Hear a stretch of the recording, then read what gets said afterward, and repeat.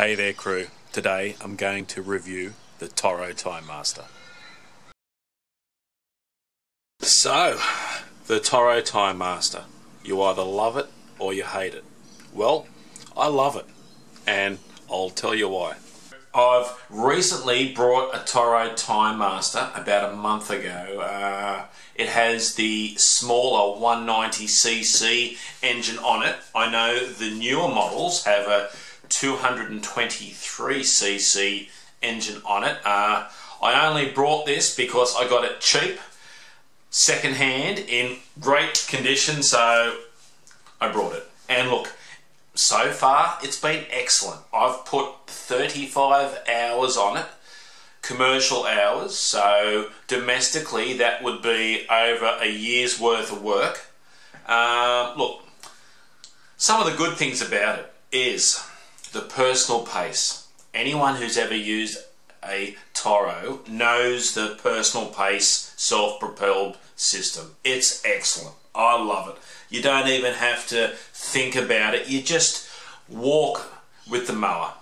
That's great. The cut. It cuts excellent. It really does. I was skeptical about a dual-bladed bar style lawnmower because I'd come from the Honda, but look, it cuts excellent.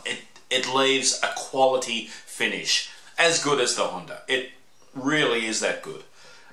Maneuverability. Now this is a heavy lawnmower. The Honda 216 weighs 53 kilos, I think. This weighs 73. It's a big lawnmower. It's like two lawnmowers welded side by side. This thing is a big lawnmower, make no mistake. A big lawnmower is a heavy lawnmower, but the maneuverability is excellent. It's so well balanced, I actually think it's more maneuverable than what my Honda is. And it's very easy to throw around the yard with the personal pace, self-propelled. It's a dream to use. The quality so far has been excellent. Now this is the TimeMaster. The commercial model is called the TurfMaster. I actually think the TimeMaster is better than the TurfMaster. Why? The TimeMaster, I think, has a better engine. The Briggs & Stratton engine is great. People say these are underpowered. It's not. People are mistaken with the underpowered when they're trying to drive it up a hill. Now that's more of a gearbox thing. It's not a PTO style gearbox like the Honda is. The Honda, when you click it into gear, it's a PTO gear driven gearbox. It will drive through a brick wall. It will tow a trailer behind it. It's just, the Toro is different. It's a slipper style, belt style gearbox. Every now and again when you're going up a hill, you've got to give it a bit of a hand because it's just the style of the gearbox. But look, 98% of the time this thing just drives itself. And even if you're on a hill, it's really not a problem. You just got to give it a bit of a help, push it along. And you know, when you've got a full catcher, now the catcher bag on this thing is as big as the lawnmower. It's huge. So when that's full, that's got to weigh 30 kilos on its own, just the catcher. So look, and I've got the smaller engine. Not once have I found it to be underpowered. And I've used this thing hundreds of times now in the 35 hours commercially that I've put on it. So people get underpowered confused with it just not driving up a hill. And you know, I'm talking about a pretty steep hill. Just general hills, it'll drive up them, no worries at all. Don't worry about that. So the bag, it loads well. Look, dry grass, this is a dry grass lawnmower.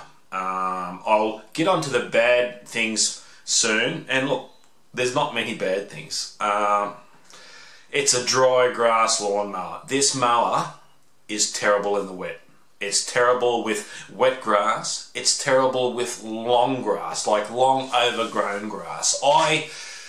I mow manicured lawns. I don't mow jungles, if you know what I mean. I don't think this is a jungle lawnmower. But what mower is a jungle lawnmower apart from a ride-on or something like that? Look, it's not a jungle lawnmower. This lawnmower is perfect for doing manicured lawns. If you mow lawns regularly, the same lawns, this is a perfect lawnmower. Yeah, so look, terrible in wet weather. Don't even, there's nothing, yeah, it's bad in wet weather. There's nothing I can say about it good in the wet, but what mower is good in the wet? Some are better than others. This is very bad in the wet, so don't mow wet grass with it. But really, look, 98% of my work is in the dry, so it's really not a problem. Another bad thing, it's not really a bad thing, it's just the design of it, is the gearbox. Now look, the gearbox, the personal pace self-propelled system works excellent. I love it. But I think people get it or try to compare it to the Honda, which is a PTO driven geared gearbox, and it's just not the same. So, but in saying that, look, I've had no problems with the gearbox on mine.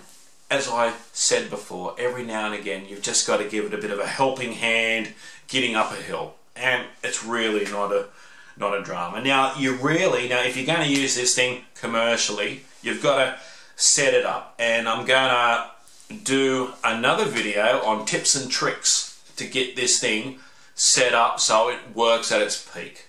So I'll make another one of those. So look, would I buy the lawnmower again? Yes, in a heartbeat. I would go out tomorrow and buy another lawnmower, another Toro TimeMaster. I wouldn't buy the TurfMaster, I'd buy the TimeMaster. The TurfMaster's got this silly Kawasaki engine on it, which is smaller than the Briggs engine. Why would you put a small engine on a commercial machine? Why do people do that? I don't understand why companies underpower commercial machines.